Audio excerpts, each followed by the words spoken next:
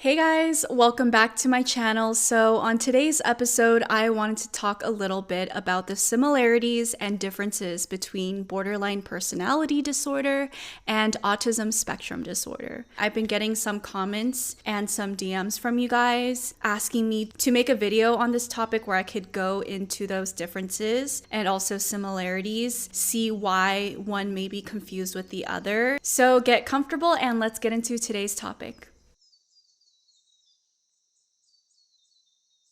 Okay, so before I start going into the differences and similarities of some of these disorders in comparison to autism, I just want to say that I am not a doctor, I am not a psychiatrist, I am not a psychologist. This video should not be a way for you to diagnose yourself. I am just a person who is speaking on this topic from one experience and from my observational skills and from the observations that I've gathered throughout my life and through my experiences. So this is meant for you guys to watch with awareness and with extremely good discernment. It's not meant to be an end-all be-all. It's only meant for you to begin thinking about this type of topic, for you to continue doing your research and to continue to seek help from medical professionals, because we are talking about mental, emotional, and physical health here. So whatever it is that you want to do, whatever diagnosis you have, the ultimate goal is to be able to see a medical professional about it, hopefully get a diagnosis that is accurate to what you have, and if need be, get treatment for it. Which is to emphasize the importance of this type of topic for us to talk about, because I feel like there is a real danger in getting misdiagnosed and not receiving an accurate diagnosis, because then you are treating something that is not necessarily going to help you because you're not receiving the correct help. I feel like regardless of what happens when you do go see a medical professional, I feel like it's good for people to have a good sense of what they have and don't have, so that when you do go into that medical office and you speak to the medical professional and they do end up giving you a diagnosis that you don't resonate with, and when they explain to you why they gave you that diagnosis, you could begin to pick apart certain aspects of their perception of you and make that discernment for yourself as to, I feel like what this doctor said and their portrayal of who they think I am is not accurate, so therefore I'm going to seek a second opinion elsewhere. I feel like this is just healthy in life in general, to know yourself enough to be able to recognize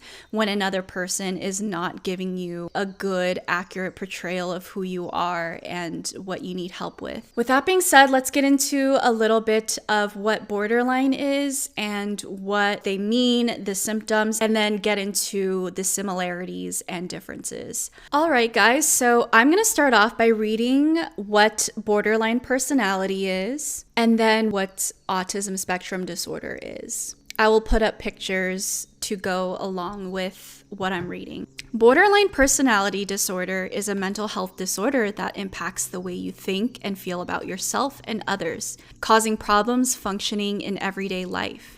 It includes self-image issues, difficulty managing emotions and behaviors, and a pattern of unstable relationships. With borderline personality disorder, you have an intense fear of abandonment or instability, and you may have difficulty tolerating being alone, yet inappropriate anger, impulsiveness, and frequent mood swings may push others away, even though you want to have loving and lasting relationships. Borderline personality disorder usually begins by early adulthood. The condition seems to be worse in young adulthood and may gradually get better with age. If you have borderline personality disorder, don't get discouraged. Many people with this disorder get better over time with treatment and can learn to live satisfying lives. All right, let's read what autism spectrum disorder is. Autism spectrum disorder, ASD, is a developmental disability that can cause significant social, communication, and behavioral challenges. There is often nothing about how people with ASD look that sets them apart from other people, but people with ASD may communicate, interact, behave, and learn in ways that are different from most other people. The learning, thinking, and problem-solving abilities of people with ASD can range from gifted to severely challenged. Some people with ASD need a lot of help in their daily lives, others need less. Okay, so now that I read the definitions of what these two disorders are, I want to now get into some of the signs and symptoms of these disorders. So as I read these off, I want to list them on either side of me so we could begin to see what symptoms may begin to overlap and what symptoms are very different from each other. Because what makes this very confusing, I feel like to a lot of people, including medical professionals, is that overlapping symptoms, which makes videos like this so important and makes your own discernment so important, is because you're just gathering information, right? Including from those medical professionals. What their opinion is based off of what they have observed in you in that hour-long session is their opinion. It might not be accurate. I don't care how much school they've gone to. There's no amount of school that can make you decide what a person is based off of getting 1 hour with them. There's only so much they can learn about you in that time frame. And people are complex, right? And so regardless of the information that you've gathered from me, from other videos, from doctors, whatever it is, it's up to you to take all of this in and process it in your time, in your way, and decide which information is accurate and helpful and which information is something you could discard because it's not accurate. Okay, so some of the signs and symptoms of borderline personality disorder is an intense fear of abandonment, even going to extreme measures to avoid real or imagined separation or rejection. A pattern of unstable, intense relationships, such as idealizing someone one moment and then suddenly believing the person doesn't care enough or is cruel. Rapid changes in self-identity and self-image that include shifting goals and values and seeing yourself as bad or if you don't exist at all. Periods of stress-related paranoia and loss of contact with reality, lasting from a few minutes to a few hours. Impulsive and risky behaviors such as gambling, reckless driving, unsafe sex, spending sprees, binge eating or drug abuse, or sabotaging success by suddenly quitting a good job or ending a positive relationship. Threats or behavior or self-injury, often in response to fear of separation or rejection. Wide mood swings lasting from a few hours to a few days, which can include intense happiness, irritability, shame, or anxiety. Ongoing feelings of emptiness. Inappropriate, intense anger, such as frequently losing your temper, being sarcastic or bitter, or having physical fights. Okay, so I'm going to now talk about some signs and symptoms in ASD.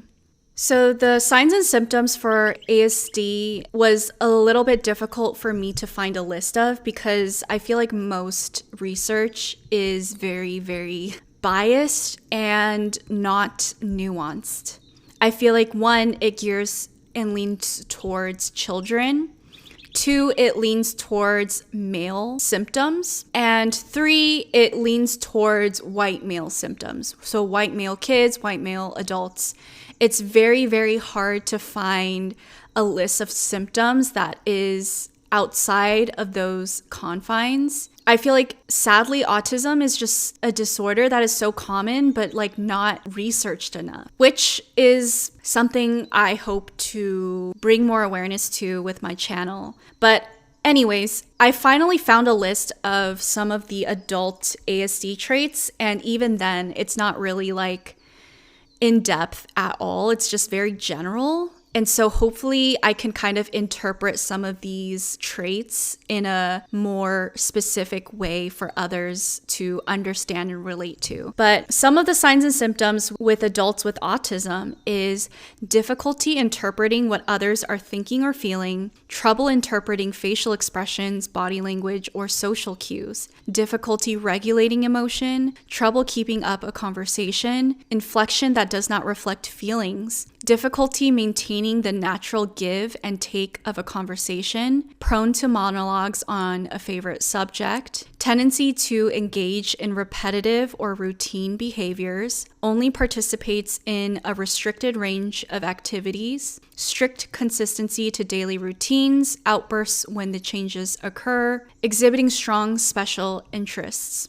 I don't like reading off that list because there's so many things that I feel like is missing from this list, and also nuances that is not described within this list. But I'm not going to get into that too much right now. Hopefully that will naturally come up as I'm comparing and contrasting the symptoms. Right off the bat, I feel like the two main overlapping symptoms that may make someone get misdiagnosed is the emotional regulation and the social issues that both people with borderline personality disorder have and people with ASD have. And ironically, these are kind of like the biggest issues in which these two disorders struggle with. And I think that's why it's so easy for a person and for a medical professional to not be able to observe underneath those big overarching issues into like the smaller nuances of what traits a person has. I feel like there's so many factors that kind of go into this. I think one, what does an individual who is going in for an assessment, what is their background and what is their history of mental health? Factors that can play into being misdiagnosed is whether or not you struggle with traumatic experiences, PTSD and or CPTSD. I feel like a lot of the times when a medical professional hears about someone's traumatic experiences, it's really easy for them to not be able to overlook that fact. It's easy for them to say this person has emotional issues, emotional dysregulation, and issues connecting to other people and maintaining relationships because of their trauma and not because of their autism. I personally observed that with a lot of my assessments with different types of medical professionals, that when they ask about my history with traumatic experiences, they a lot of the times could not overlook that, and they almost saw my trauma more than they saw me, if that makes sense. They didn't see me and my traits. They saw that I am a person that went through a lot of traumatic things. And so it was easy for them to completely write off a lot of my struggles to being emotionally dysregulated due to, let's say, borderline personality disorder, which developed because of my traumatic experiences,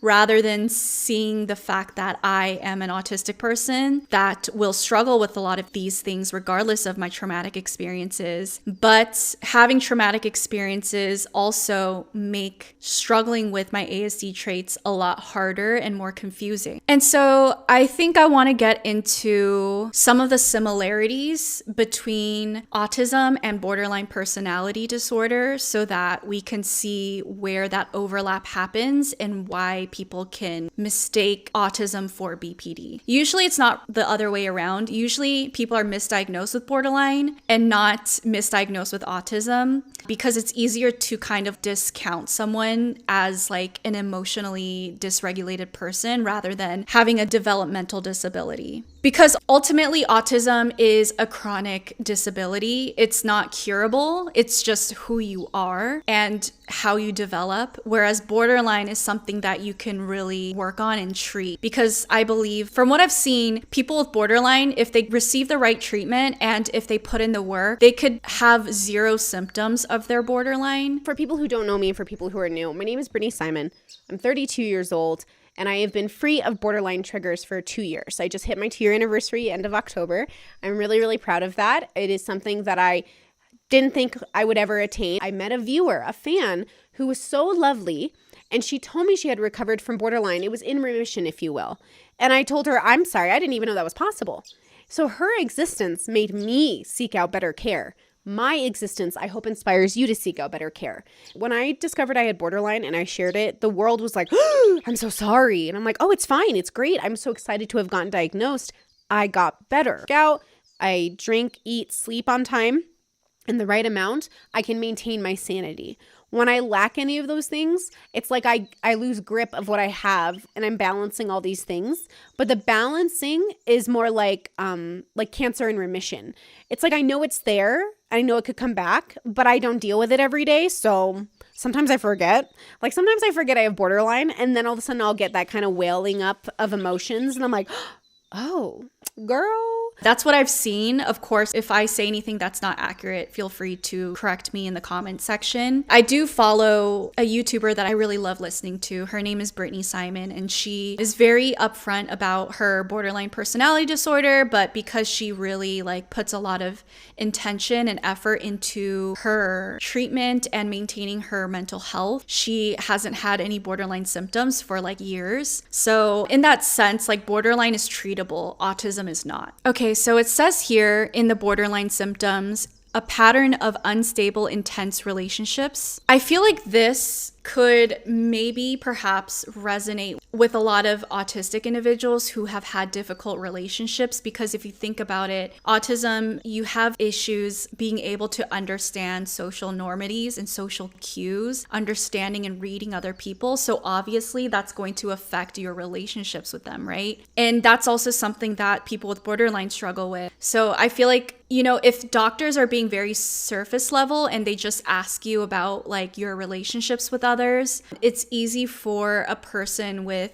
undiagnosed autism to talk about, you know, I just don't seem to get along with people. I don't seem to understand people. My friendships are always very short-lived, and I feel like I can't relate and get along with most people. I spend a lot of time by myself. A lot of my romantic relationships also don't work out as well. You know, I feel like if you're a person who doesn't have any diagnosis and you go in for an assessment and you say things like that, it's really easy for a doctor to see that as a borderline symptom rather than seeing it as an ASD trait, especially if you're a woman. It's easy to see that and be like, oh, this woman has issues with relationships because she has emotional problems. She can't regulate herself, things like that. Another overlapping symptom that I could see happening is the trait that says rapid changes in self-identity and self-image that include shifting goals and values and seeing yourself as bad or as if you don't exist at all. I feel like this can overlap with autism depending on how much an autistic person is trying to camouflage.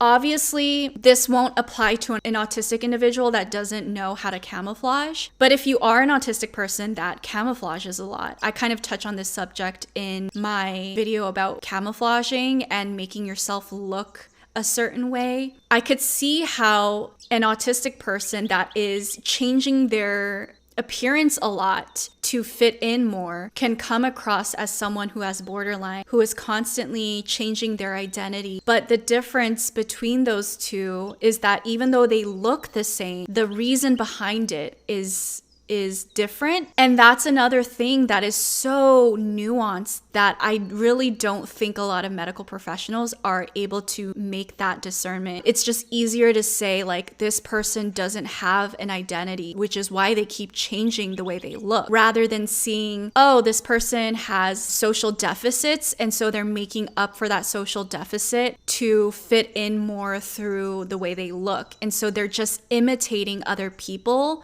in order to fit in more and to hide their autistic traits. The next symptom that I kind of can see overlapping is periods of stress-related paranoia and loss of contact with reality lasting from a few minutes to a few hours. So I could see this overlapping with autism in a sense where I feel like with borderline, yes, it could be paranoia, but I feel like with autism, it might look like paranoia, but what I feel like is the difference is that for autistic individuals, it's more of like a confusion and not understanding the other person or groups of people or situation. And so you in your autistic mind are trying to come up with why something happened or why this person did this certain thing to you. And obviously what you might come up with is not an accurate, socially normal conclusion. And so it might come across as paranoia. And so that's where I see like a potential of an overlap, but of course, like there is that very minute difference that takes your own discernment and self-awareness to be able to see, and also hopefully like the medical professional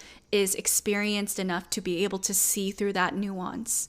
So for example, let's talk about the same situation, but explain it through the lens of a borderline person and explain it through the lens of an autistic person. Let's say you go to hang out with your romantic partner and and the whole time they're not really acting themselves. They're very down, low energy. I feel like a person with borderline would immediately see that and feel anxious and think to themselves, oh, does this person not like me? And if they don't like me, are they going to abandon me? Because a borderline's main fear is abandonment, right? So they might perceive the other person's action as a sign of potential abandonment. And then they might react to that by saying things like, oh, are you mad at me? Are you unhappy with me? Did I do something wrong? What can I do to fix it? How do I make sure that you're happy with me so that you don't leave me? And I feel like in that sense, people identify that as being paranoid due to your stress, which is like a borderline's experience. Whereas let's say an autistic person experiences this same exact thing, but from the autistic person's point of view, they would see the other person is not how they normally are. And so you identify that there's a certain pattern of how this person interacts with you, and you identify that what they're doing right now is not the same. So you don't know why they're acting different. You just know that they're acting different. And so you might ask them things like, are you mad at me? Are you okay? Are you feeling mad? Are you feeling sad? Did something happen? And so asking these questions, feeling stressed out about it, trying to figure out what's happening with the other person might come from a place of stress, yes, but also just confusion and wanting to genuinely figure out what that person is going through so that you could help them through that moment. And there's that little difference there. Like your mind not necessarily goes straight to this person's going to abandon me, and it's therefore not coming from a place of paranoia. I feel like paranoia is very like intentional because you think it's because of that one specific reason. But from the autistic person's point of view, it might be genuine questioning because you are genuinely confused. And so you're trying to get to the bottom of it. And so I could see how that could be seen and perceived as paranoia, but there's like that slight difference there. Okay, so the next trait on the borderlines list is, I'm not sure if I'm allowed to say this word, but I'm gonna put it on the screen. It says S threats and S injury, often in response to fear of separation or rejection. So I could see a possibility of an overlap here as well, because I feel like with any sort of disorders, there's a risk of mental health issues. There's a risk of having depression and anxiety. And I feel like anyone who struggles with mental health can also struggle with these types of thoughts. And in that sense, I feel like it's really easy for a person to see this overlap and therefore not see it as a specific trait to borderline or autism. But let me try to explain it again through the two different lenses so that we could begin to decipher those differences. Like I said in the previous trait, a borderline's worst fear and the thing they want to avoid most is abandonment. Obviously, if someone in your life is making you feel like they're going to abandon you, if your mental health is really not in a good place, you could threaten these things to try to keep the other person in your life. Of course, this is not okay. It's not morally okay. It's just not okay. But a person who's willing to do this needs help regardless. Right? And so the intention of the borderline is to basically threaten their own safety so that the other person can hopefully care about them enough to want to stay in order to keep the borderline safe. Whereas if you think about it from an autistic person's point of view, this one is really nuanced, you guys. So I'm going to try to explain it from an autistic's point of view, like why an autistic person might do this. One reason why I think an autistic person might do this is they're trying to avoid being abandoned as well. But I feel like something that might be different is, and this takes a lot of self-awareness and discernment on your part to be able to decipher which one you resonate more with. But I feel like a reason why an autistic person may grow super attached to another person to a point where they might threaten this is because they don't want to get abandoned, one, which is similar to borderline. But underneath that fear of abandonment is this fear of change. Like, if this person were to leave your life, there's going to be so many other things in your life that is going to be uprooted. And that fundamental fact really shakes you to your core because you do not process and adjust to changes very well, let alone multiple changes, multiple big life changes all at once. So let's say you're dating a person, your routines are shaped around them. A lot of your sensory experiences are attached to this person. They're ingrained in your life, your friend group, your career, like whatever it is. And let's say they leave you and you don't have that relationship anymore. Now all of these other aspects of your life are going to be completely different.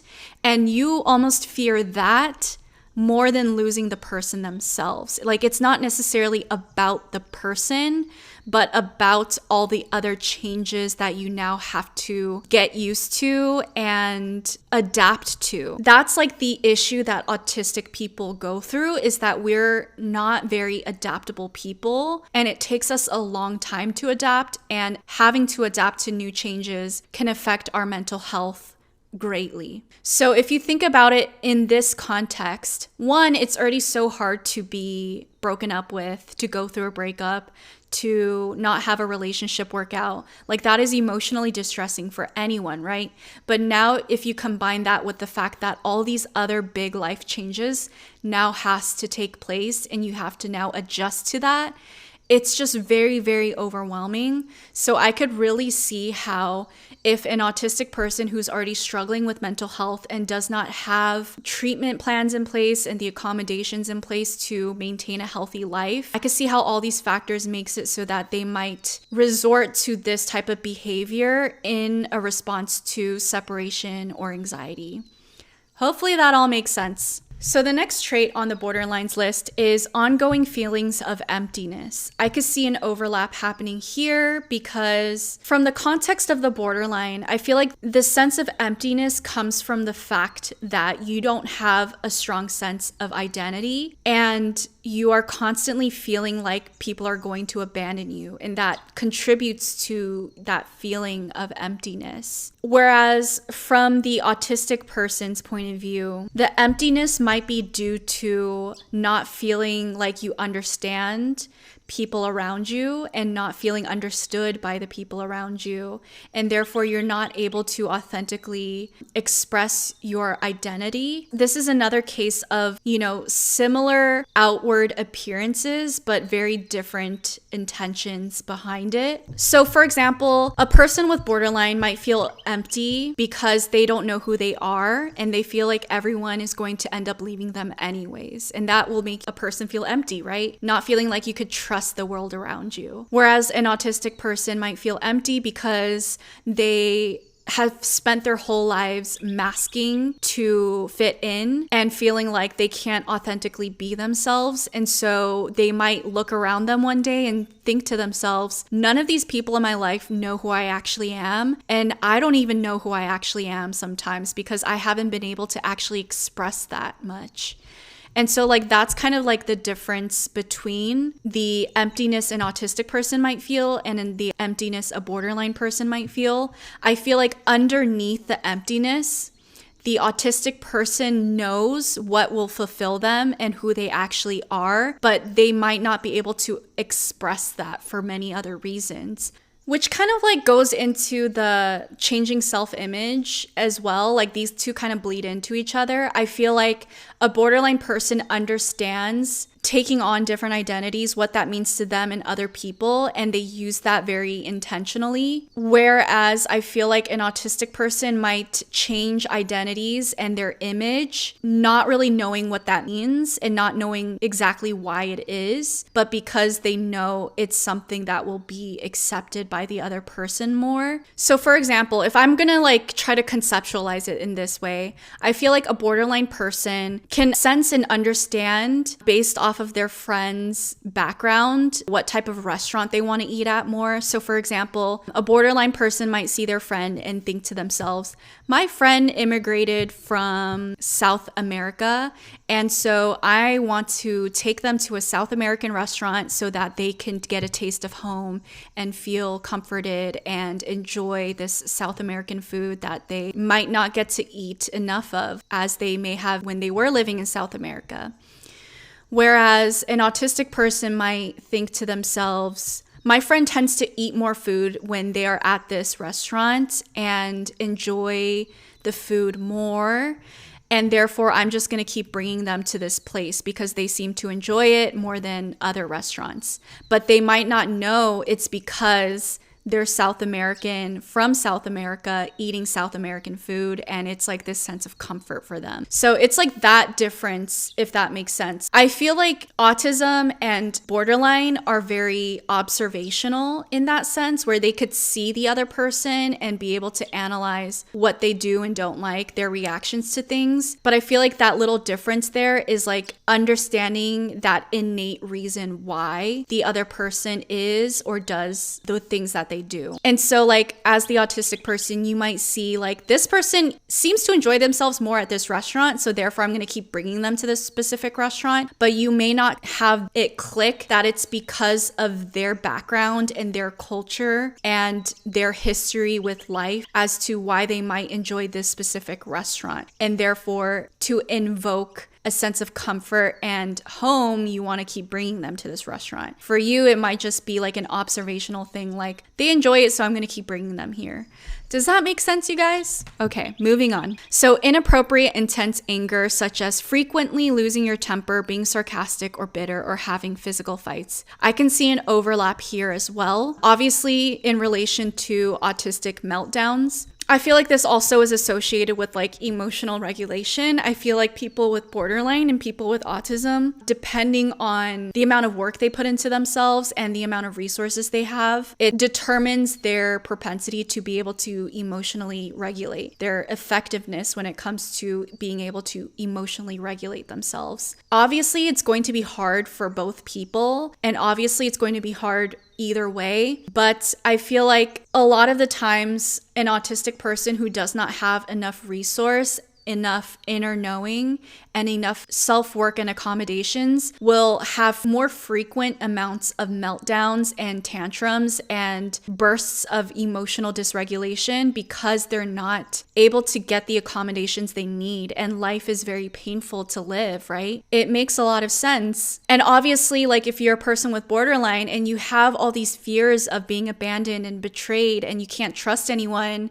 and you're constantly changing yourself to please other people because you have this deep fear, like life is going to be very painful for you as well. It makes a lot of sense that you have these outbursts and you lose your temper a lot, right? I feel like a difference between these two is one is more so based in a very specific fear, so the fear of abandonment, but I feel like for an autistic person, there could be many, many other reasons, being like sensory issues. You might have extremely intense like sensory issues that makes it so that you just cannot function. You might be extremely frustrated with your environment and the people that you have to interact with because you just fundamentally do not understand them and do not resonate with them. And that could be an extremely frustrating situation that ultimately leads to a tantrum or a meltdown because it's so frustrating that no matter how hard you try to communicate yourself and to understand those around you, it just doesn't make sense to you. And so I feel like that is like the difference between the emotional dysregulation of a borderline person and the emotional dysregulation of an autistic person. And that's for you guys to decide. Is your emotional dysregulation based on trust issues, the fear of rejection and abandonment, and the overwhelm of not knowing who you are and switching identities? Or is your emotional dysregulation sensory issues? You know, things are too loud. You keep hearing like a ringing in your office and it just won't go away. The lights are very bright. It's like super cold, or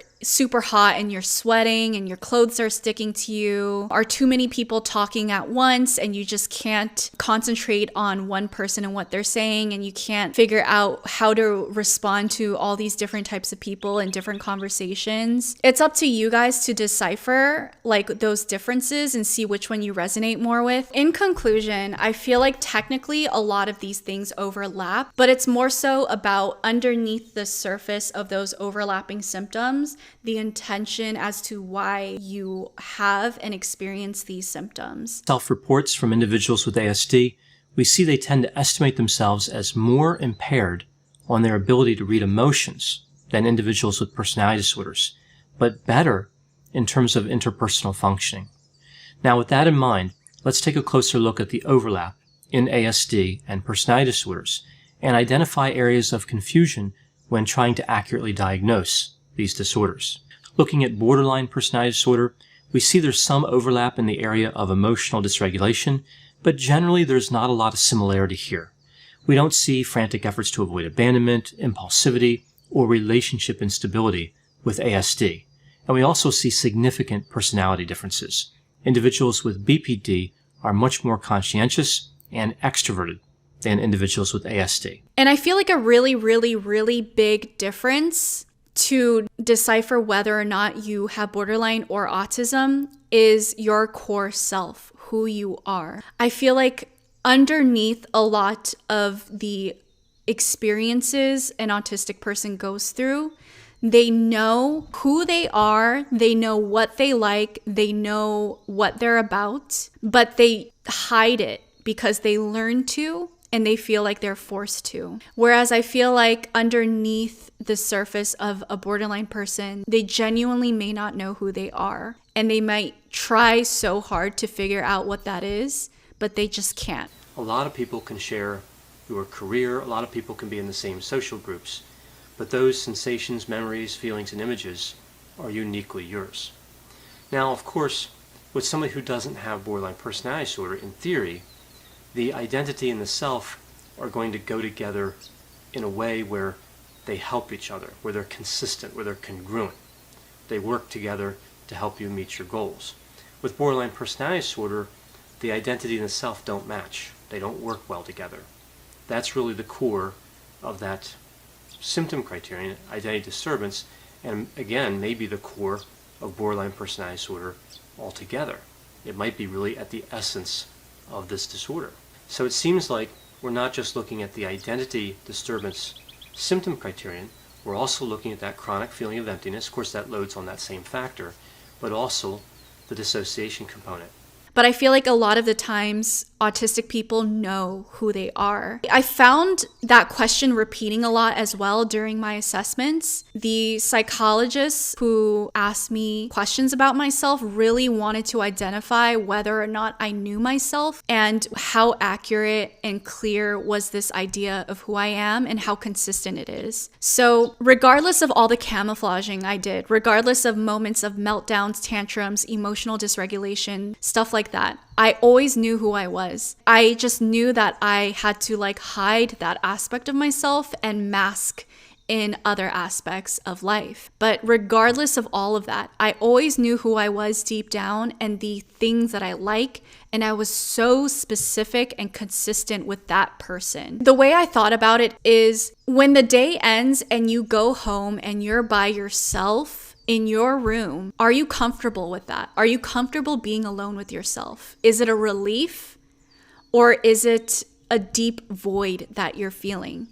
I feel like throughout my whole life, I loved coming home and being by myself because I could ultimately just be my authentic self. I could finally take off all those masks and just be Irene and enjoy all of the things that I've always enjoyed and just be free. So for example, a borderline person may not like coming home and being by themselves in their rooms because they don't have other people to validate them and to shape themselves after to please them. And so they lose a sense of identity and a sense of purpose when they're not around other people and by themselves. Whereas an autistic person might enjoy and look forward to going going home because they could finally do the things they want to do and be who they actually are. But I feel like that's like the main difference I see between autism and borderline. How well do you know yourself, and how consistent are you with actually being able to be yourself? I feel like another big difference is being able to understand fundamentally why people are the way they are and do the things they do. I feel like borderlines are really good at understanding why others are the way they are and being able to like put themselves in the other person's shoes, experience what the other person is feeling and thinking,